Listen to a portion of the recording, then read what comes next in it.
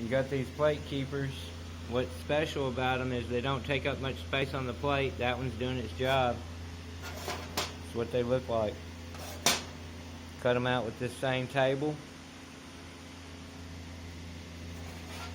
They're pretty easy to make. It's a pretty simple file. How they work is this little hook goes down on your slat. You line it up where you get to the least real estate possible. Get it lined up how you want it, and you pull on that base.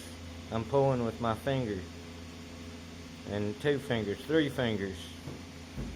My thumb's just lining it up. You just pull back.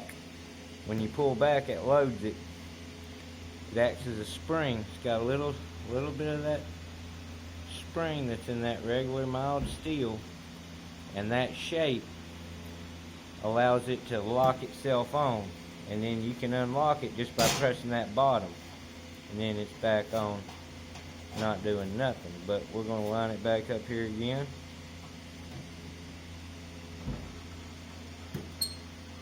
And there you go. That's how it works. If you want one, contact me somehow.